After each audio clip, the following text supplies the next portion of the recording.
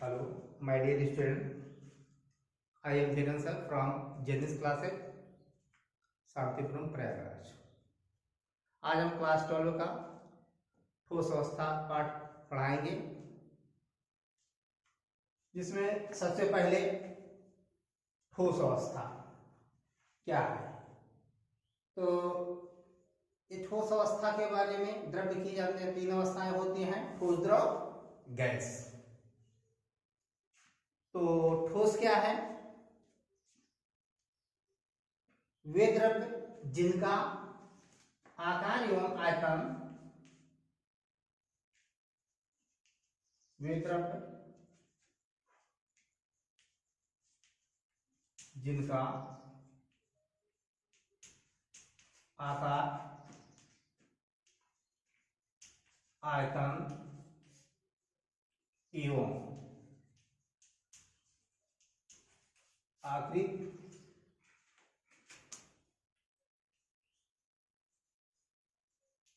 निश्चित होती है, उसे ठोस कहते हैं। उसे ठोस कहते हैं। अब ठोस के बारे में, उसके आंतरिक गुणों के बारे में, जैसे कि ठोस में के अणु पास पास होते हैं,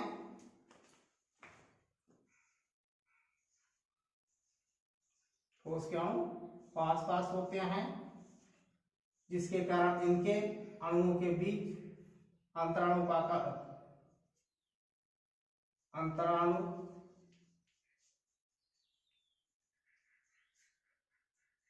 स्थान, अंतराणु का स्थान बहुत कम होता है तथा इनके अणु प्रबल अंतराणु का आकर्षण बलों द्वारा बंधे होते हैं, जिससे कि इनमें केवल काल्पनिक गति ही होती है, जो केवल काल्पनिक गति ही होती है। अब ठोस जो है, ठोस मीन सॉलिड्स,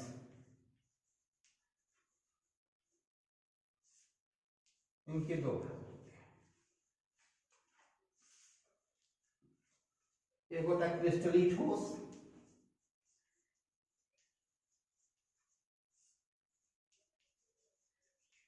क्रिस्टलीय ठोस पहला, क्रिस्टलीय ठोस दूसरा, अक्रिस्टलीय ठोस। अक्रिस्टलीय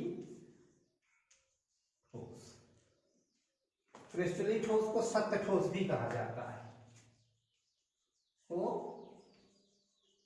सख्त ठोस भी कहते हैं। अक्रिस्टलीय ठोस को छद्म ठोस या अतिशीतित द्रव,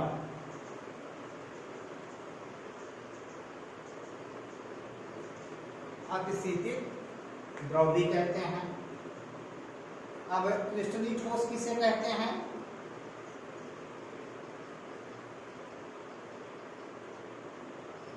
क्रिस्टलीय ठोस में और अक्रिस्टलीय,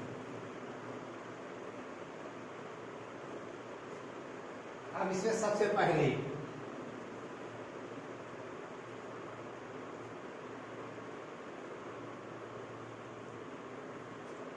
पहला नंबर क्या है?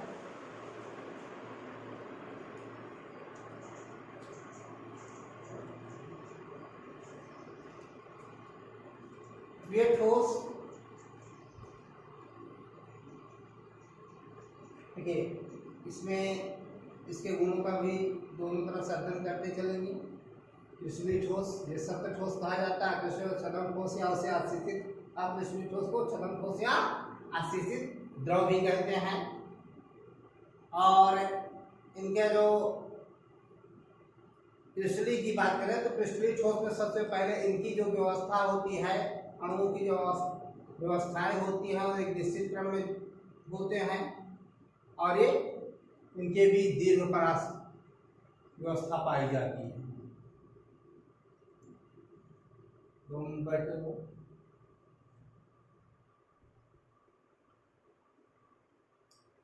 तो पहला वेट ठोस,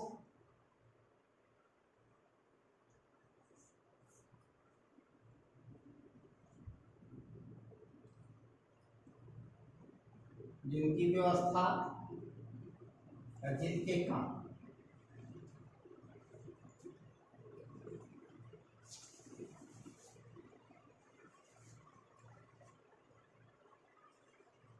जिनके कण, कण मतलब अणु, परमाणु, आयन, कुछ भी कह सकते हैं।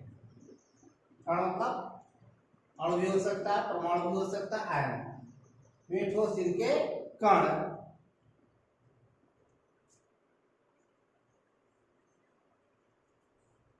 नियमित क्रम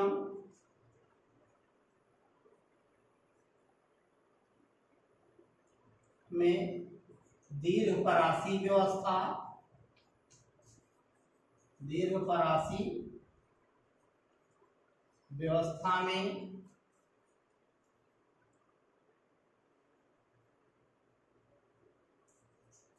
जुड़े होते हैं,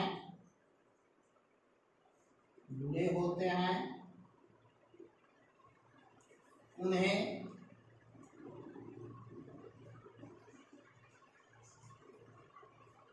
क्रिस्टलीय ठोस कहते हैं।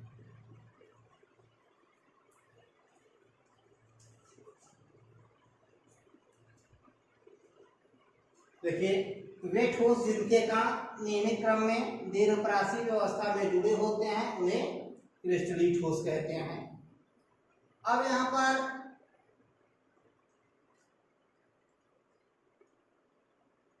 दूसरे में इसी के जस्ट अक्रिस्टलीय ठोस में क्या होगा,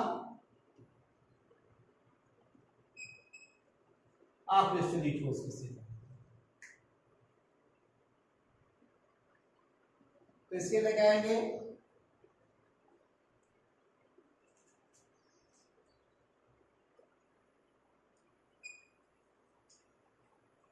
वे ठोस जिनके अवयवी कण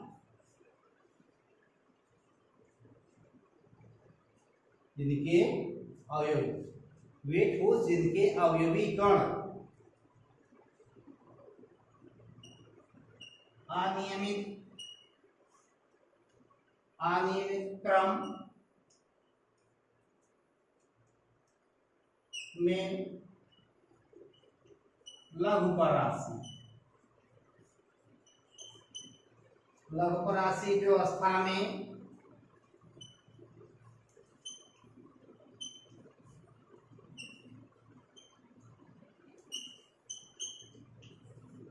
लघुपरासी व्यवस्था में जुड़े होते हैं,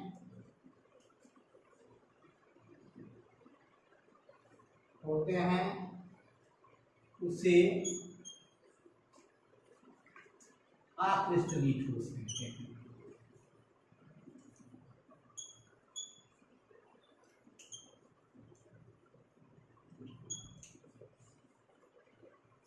अक्रिस्टलीय ठोस कहते हैं। देखिए, अक्रिस्टलीय ठोस क्या है, वे ठोस जिनके अवयवी कण, अवयवी कण का मतलब ये हुआ चाहे अणु कहें, चाहे परमाणु कहें, आयन कहें, इसमें कोई संशय मत करना, क्योंकि अवयवी कण का मतलब होता है अणु, परमाणु या आयन, चाहे जो भी हो, इसलिए अवयवी कण है। ये कण कहना हमने उचित समझा। अवयवी कण अनियमित क्रम में लघुपरासी व्यवस्था में जुड़े होते हैं, इसे क्या कहते हैं, अक्रिस्टलीय ठोस। ठीक, फर्स्ट हो गया। सेकंड में ये साथ साथ इनकी परिभाषा भी दोनों की हो गई, क्रिस्टलीय ठोस और अक्रिस्टलीय ठोस दोनों साथ साथ हो गया, ठीक है ना। तो इसमें देखिए, क्रिस्टलीय ठोस का क्या होता है, गलनांक उच्च होता है। क्रिस्टलीय ठोसों का गलनांक उच्च होता है, क्योंकि इनमें अंतरा अणु जो आकर्षण बल होता है, इनके अणुओं के मध्य या आयनों या परमाणुओं के मध्य जो भी आकर्षण बल होता है वह वैद्युत आकर्षण बल होता है। तो अब हम कहेंगे कि क्रिस्टलीय ठोस में कि इनका, अर्थात क्रिस्टलीय ठोसों का, ऐसे लिख देंगे, इनका गलनांक इनका गलनांक उच्च होता है।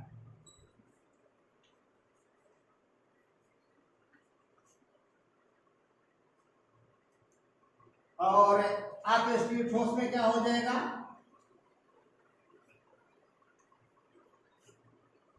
इनका गलनांक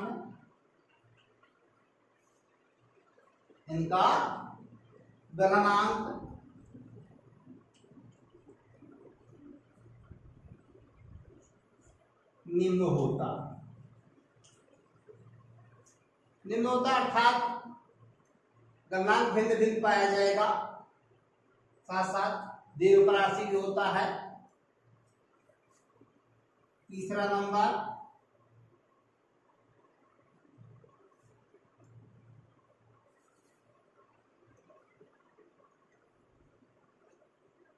अब तीसरे नंबर में इनकी व्यवस्था देखिए, इनके कौन सा गुण, इनका एक विसंदैशिकता का गुण देख लीजिए। देखिए इनमें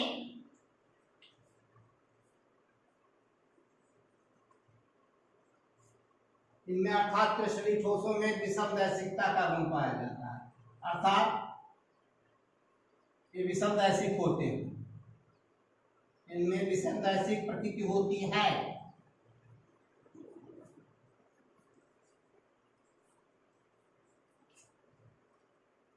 विसंदैशिक प्रकृति होती है अर्थात जैसे कि कुछ भौतिक गुण, जैसे इनका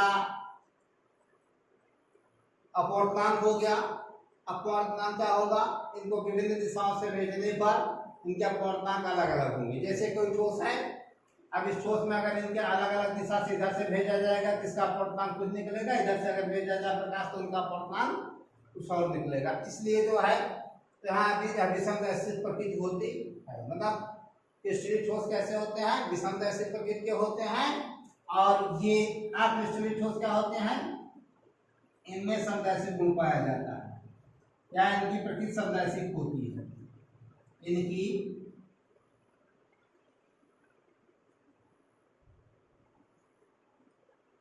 प्रकृति संदैशिक,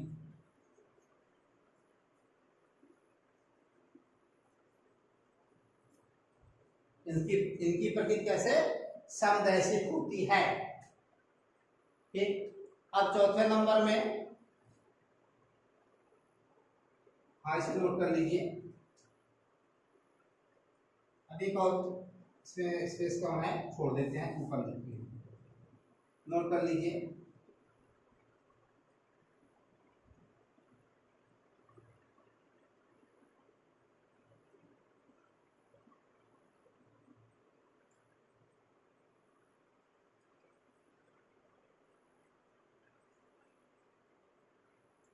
आइए अब इसमें चौथा नंबर देखते हैं।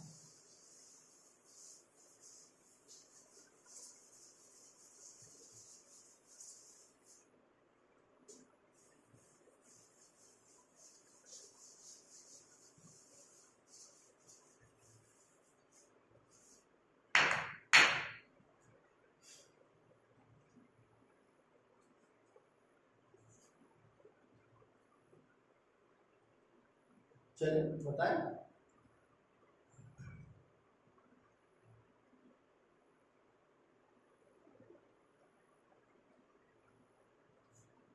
इनका शीतलन वक्र, इनका शीतलन वक्र असतत होता है, असतत।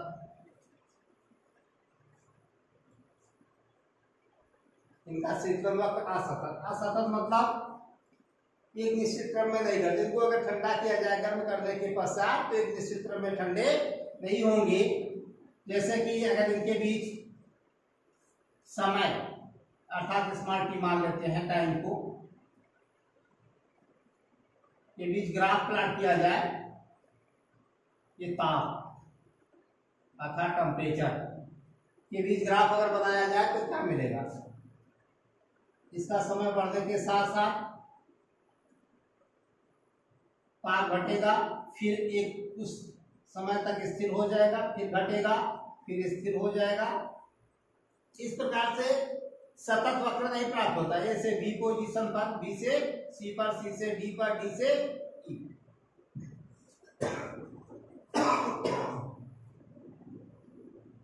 इसमें असतत वक्र प्राप्त होता है।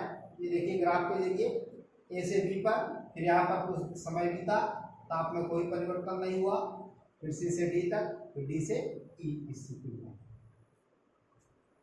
अब इनका शीतल वक्र आकृष्टलीय पदार्थों का, आकृष्टलीय ठोसों का, इसमें कहेंगे इनका शीतलन वक्र,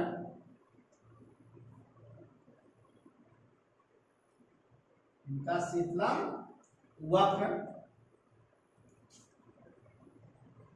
सतत होता है। सतत होता है अर्थात लगातार समय के साथ साथ इसका ताप लगातार गिरता जाता है। जैसे इसका ग्राफ भी बनेगा, समय और इधर टी स्मॉल टी ले लें, यहाँ पर, और ये ताप क्या है,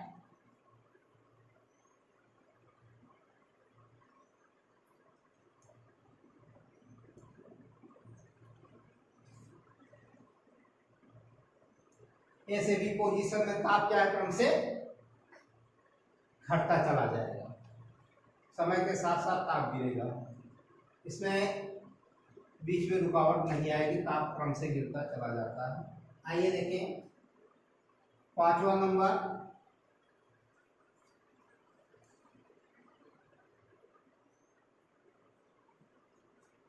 क्रिस्टलीय ठोसों की आकृति निश्चित होती है।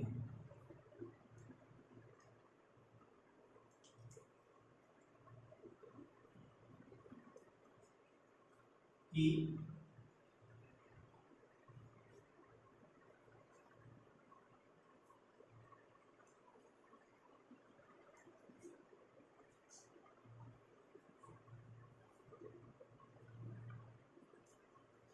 क्रिस्टलीय ठोसों की आकृति निश्चित होती है। और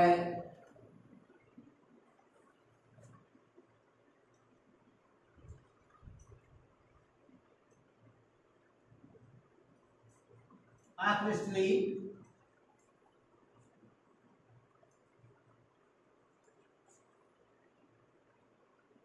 ठोसों की आकृति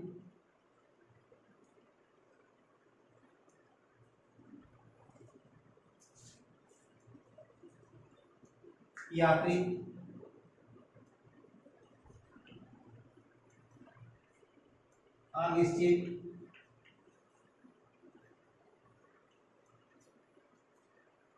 अक्रिस्टलीय ठोसों की आकृति क्या होती है, अनिश्चित होती है।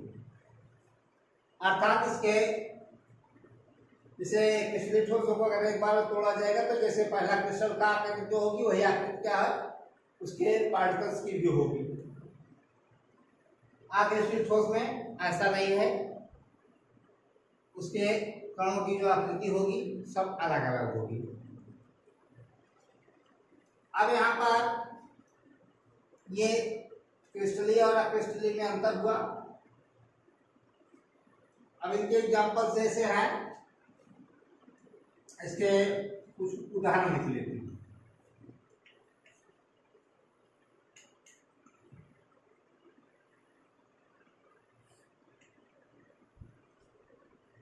उदाहरण में ज्यादातर जो है, जो अधिकांश ठोस होते हैं वो क्रिस्टलीय होते हैं। अब यहाँ देखिए जैसे ठोस है, अधिकांश ठोस और यौगिक भी होंगे, सब क्रिस्टलीय होते हैं।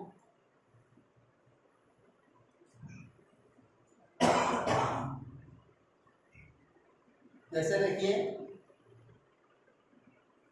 कॉपर Cu मुद्रा धातु है, जानते हैं।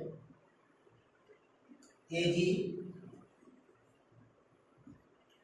सिल्वर यानी Fe, आयरन लोहा, और कुछ यौगिक जैसे NaCl सामान्य नमक, साधारण NaCl, zinc sulphide ZnS, zinc sulphide ZnS, शक्कर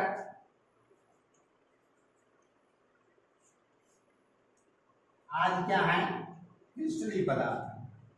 जैसे CuAgFeNaCl ZnS शक्कर आज क्या है, क्रिस्टलीय पदार्थ है। अब अक्रिस्टलीय पदार्थ में देखिए अब इसका उपयोग भी बताएंगे इसके बाद क्या है। अब इसके उदाहरण में देखिए अक्रिस्टलीय में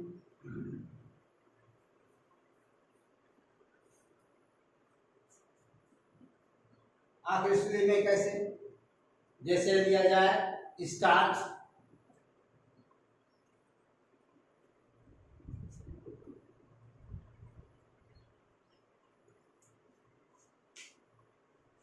स्टार्च जिसे मंड भी कहा जाता है, स्टार्च हुआ, ग्लास हुआ,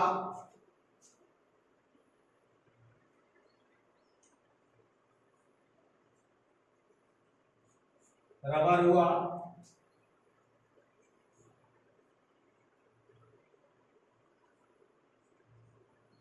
silica, silica, starch, glass, rubber, silica.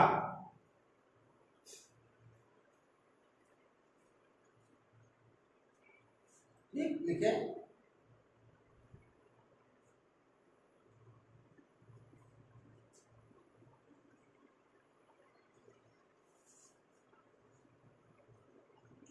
Plastic,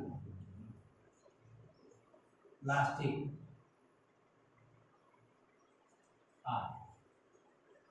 ये सब क्या है, अक्रिस्टलीय। Starch, glass, rubber, silica, plastic आदि ये सब क्या है, अक्रिस्टलीय ठोस। ठीक, तो अब आइए हम इसके बाद जो है ये दोनों क्रिस्टलीय और अक्रिस्टलीय में अंतर हुए। जैसे ये 5 अंतर है, 5 ही। इसके बाद जो है अब इनका हम इसको नोट कर लीजिए।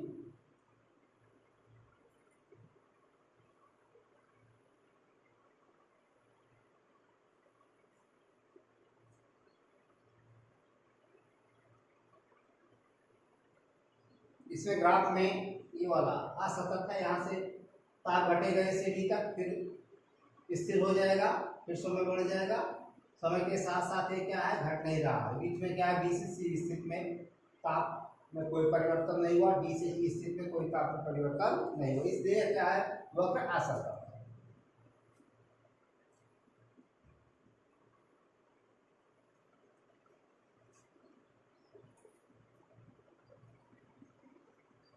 ठीक, मिटाएं।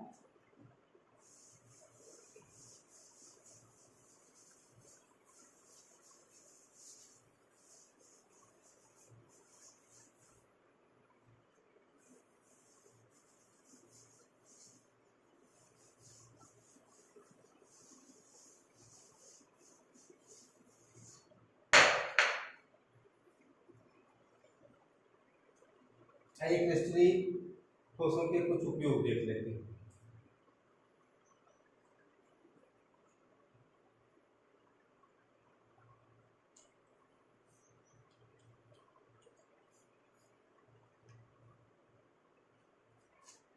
उपयोग में नंबर 1,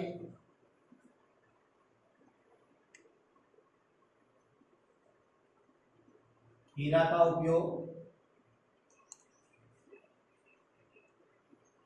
आभूषण बनाने, हीरा का उपयोग आभूषण बनाने में होता है।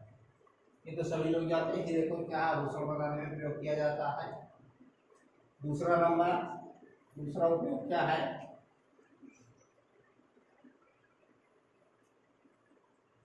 क्वार्ट्ज, क्वार्ट्ज देखे होंगे। तो अब यहाँ क्वार्ट्ज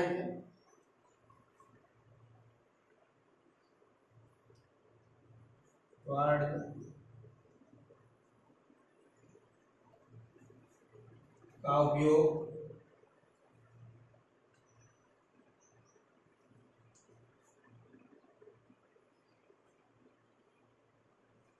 दीवार घड़ी और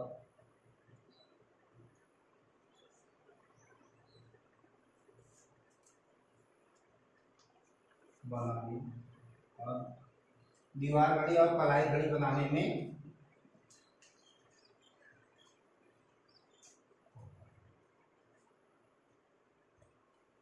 आप स्टील ठोस का इसके उपयोग देखिए। इसमें तो जैसे हीरा है, इसका उपयोग आभूषण बनाने में होता है, क्वार्ट्ज का उपयोग दीवार घड़ी और कलाई घड़ी बनाने में होता है, और कौन पदार्थ है सभी का उपयोग होते हैं क्रिस्टलीय ठोसों का। अब आज क्रिस्टलीय ठोसों के उपयोग में देखिए,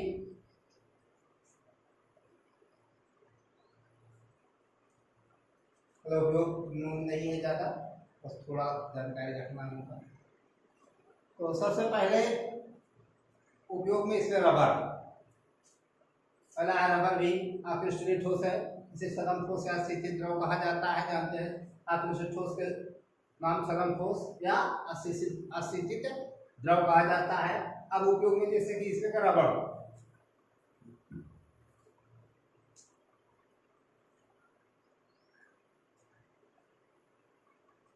रबर या रबर दोनों कहा जाता है। रबर का उपयोग टायर, ट्यूब,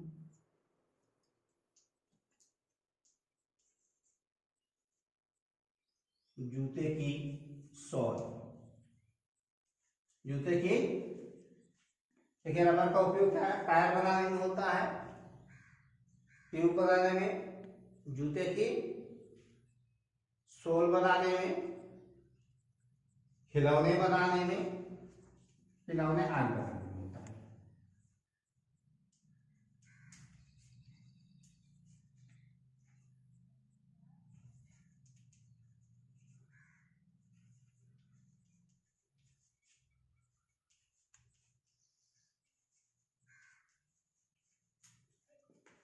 खिलौने आदि बनाने में होता है।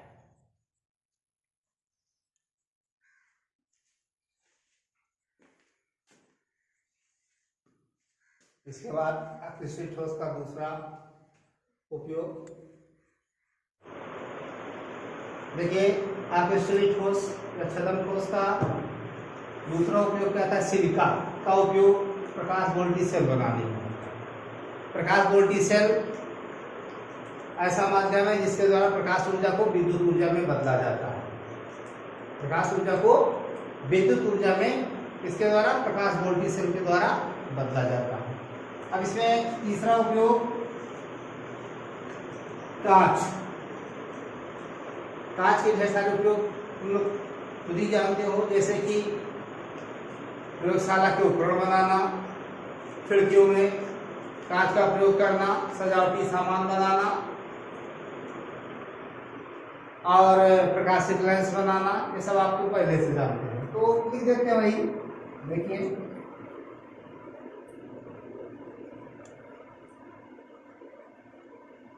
कांच का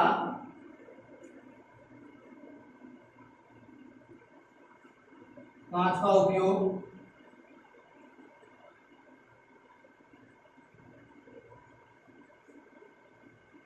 प्रयोगशाला के उपकरण, प्रयोगशाला के उपकरण बनाने,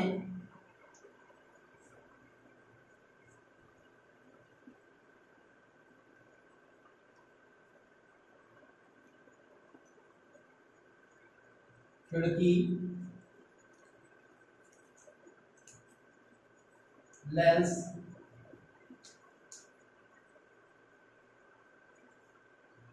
आदि में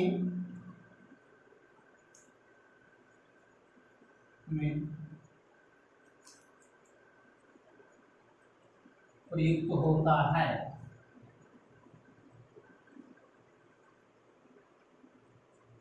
प्रयुक्त होता है। ये तो क्रिस्टलीय पदार्थ, इनके उपयोग, इनमें अंतर, इनकी परिभाषाएं। ठोस पदार्थ क्या है, ये पहले वीडियो में, पहले पार्ट में। अब अगले पार्ट में अब है तो क्रिस्टलीय ठोसों को लेकिन इसके पहले हमें उनकी संकुलन क्षमता बताना